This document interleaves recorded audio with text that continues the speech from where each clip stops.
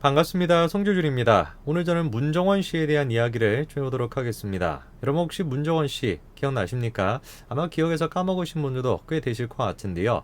왜 한창 이휘재 씨 논란이 터졌을 때, 층간소음과 관련돼서 이휘재 씨 논란이 터졌을 때 같이 논란이 터졌던 게 이휘재 씨의 아내 문정원 씨였죠. 그 논란이 터지고 난 다음에 SNS를 접었고 사실상 수입의 대부분을 차지하고 있던 SNS 활동이 줄어들다 보니까 문정원 씨 입장에서는 굉장히 좀 곤혹스러웠을 겁니다.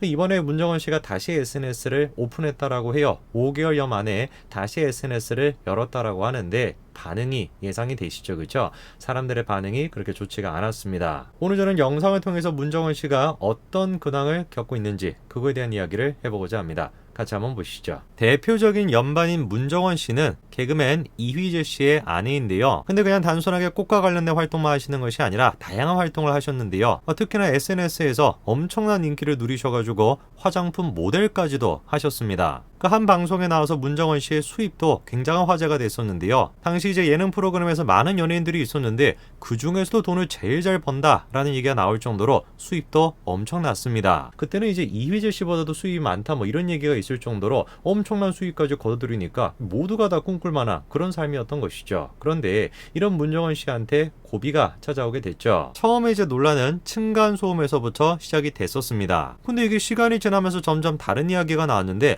먹튀 논란도 있었어요. 에버랜드 가가지고 장난감 값을 주지 않고 장난감을 외상으로 그냥 가져갔다는 거죠. 계속해가지고 여러가지 논란이 터져 나왔습니다. 학원비도 먹튀했다 뭐 이런 글도 올라왔었고, 그리고 스키장에서도 이휘재 씨가 나쁜 모습을 보였다 이런 식의 인성 논란까지 터져 나왔었죠. 결국에 그래서 문정원 씨는 다음 같은 사과문을 올리고 SNS 활동을 중단했습니다. 문정원 씨 입장에서는 특히나 좀 저게 치명적이었을 거예요.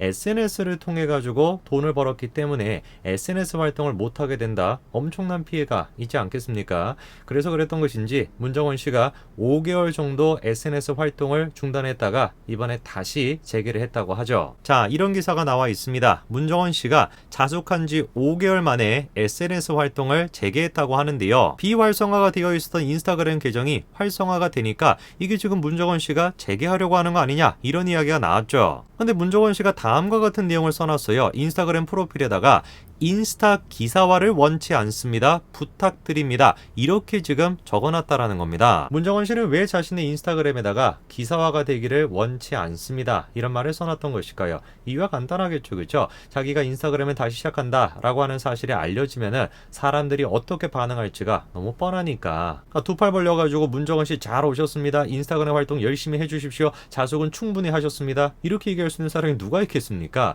누가 됐든지 간에 야 지금 5개월 자숙을 했다라고 해서 다시 나타나냐? 너무 뻔뻔한 거 아니냐? 염치 없는 거 아니냐? 이렇게 반응을 하겠죠. 그리고 실제로 그런 식의 반응이 나왔고요. 결국에 문정원 씨는 자신의 SNS를 다시 비공개로 전환했습니다. 그렇기 때문에 기사화 시켜주지 말아주세요. 이런 말까지 한 거 아니겠습니까?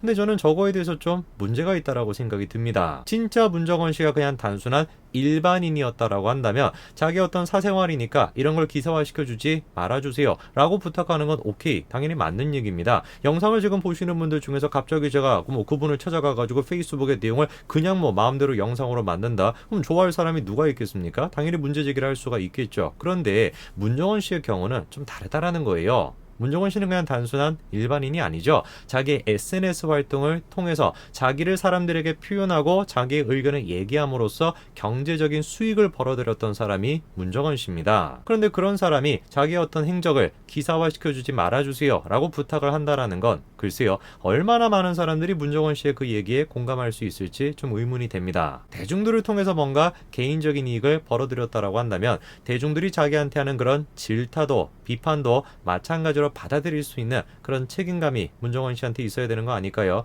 이런 점에서 우리가 좀 생각해 봐야 되는 최근에 또 한 가지 사건이 있습니다. 자, 최근에 박지성 선수와 관련돼 가지고 논란 한 가지가 있었죠. 안타깝게도 젊은 나이에 우리의 곁을 떠난 유상철 선수와 관련된 논란이 있었습니다. 다른 게 아니라 다른 선수들 같은 경우는 다 유상철 선수의 지금 조문을 왔는데 왜 박지성이만 조문을 안 오냐 이거예요. 박지현 선수 입장에서는 좀 억울한 게 분명히 있습니다. 박지현 선수가 한국에 있는 것이 아니라 영국 영국에 있다라고 해요. 그렇기 때문에 뭐 조문을 하려고 한국에 오는 게 현재 상황에서는 어려운 상황이고, 다른 선수들은 SNS를 통해 가지고 조의를 표현하기도 했지만 박지성 선수는 SNS도 따로 안 한다라고 합니다. 근데 뭐 좀 아쉬운 부분은 분명히 있습니다. 다른 사람도 아니고 박지성 선수인데, 그리고 유상철 선수가 그렇게 떠났는데 최소한의 뭔가 성의라도 보여줬으면 어땠을까? 히딩크 감독도 굉장히 바쁘겠지만 최소한의 성의를 또 보이지 않았습니까? 그런 부분에서는 분명히 아쉬운 점이 있죠. 그렇다고 해서 우리가 뭐 박지성 선수한테 반드시 슬픔을 느껴라, 반드시 슬픔을 표현하라 라고 강요할 수도 없습니다. 근데 여기서 우리가 좀 생각을 해봐야 되는 게 있어요. 이런 지금 논란이 커졌을 때 박지성 선수가 어떤 식으로 대처했는가, 그거를 좀 생각해 볼 필요가 있습니다. 논란이 커지니까 박지성 선수의 아내인 김민지 씨가 이런 얘기를 합니다. 이상한 소리 하지 말라는 거예요. 슬픔을 증명하라고, 조의를 기사로 내서 인정을 하라고, 좋아의 인증샷을 찍으라고 어떤 세상에 살고 계신 겁니까? 그 중에는 본인이 접한 부분적인 기사나 인증샷이 세상의 전부라고 인식하고 있는 유아기적, 자기중심적 사고에서 기인한 황당한 요구가 대부분이라 응답할 필요조차도 못 느꼈다. 자기는 법적, 도의적, 윤리적 문제가 없는 개인의 영역을 누군지도 모르는 그분들에게 보고해야 할 이유가 저에게나 남편에게나 도무지 없다. 너무나 맞는 얘기죠, 그렇죠? 논리적으로 생각을 해봤을 때는 문제가 될 것이 아무것도 없습니다. 그러나 그럼에도 불구하고 아쉬움이 남죠.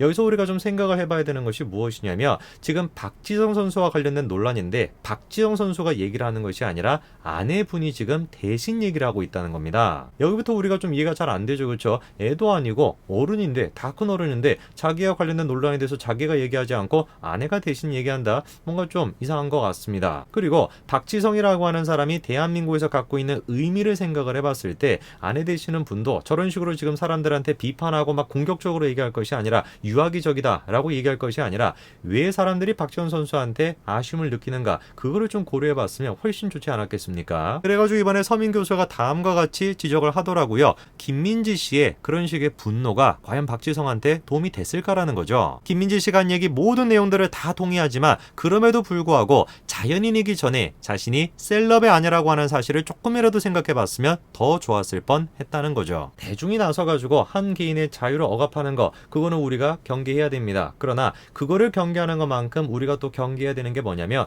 개인의 입장에서 다수가 가지고 있는 생각을 일방적으로 무시하는 거, 그것 또한 마찬가지로 우리가 경계해야 되는 것이겠죠. 이런 점을 생각을 해봤을 때 김민지 씨한테는 좀 아쉬움이 드는 게 분명히 사실입니다. 사람들이 지금 박지성이라고 하는 사람한테 어떤 감정을 느끼고 있는가, 아까 전에 서민 교수가 얘기한 것처럼 그 셀럽의 아내다라고 하는 사실을 생각을 해봤을 때, 최소한의 공인이다라고 하는 걸 생각해 봤었을 때, 일방적으로 지금 다수의 사람들을 저런 식으로 무시하듯이 공격적으로 얘기하는 게 누구한테 과연 도움이 될 수 있을까요? 대중의 인기를 먹고 살았던 문정원 씨가 자신의 이야기를 기사화하지 말아주세요 라고 부탁하는 거, 그리고 박지성 씨의 아내가 박지성 씨의 논란을 박지성 씨가 직접 나서가지고 해명하는 것이 아니라 자기가 대신 나서가지고 다수의 사람들의 의견을 그냥 유아기적이다라고 공격적으로 얘기하는 거, 이 두 가지 모습은 글쎄요, 제가 생각했을 때는 개인의 입장에서 다수가 가지고 있는 생각을 일방적으로 무시한 거 아닌가라는 생각이 좀 듭니다. 자유민주주의 국가에서는 다수가 개인을, 그리고 또 반대로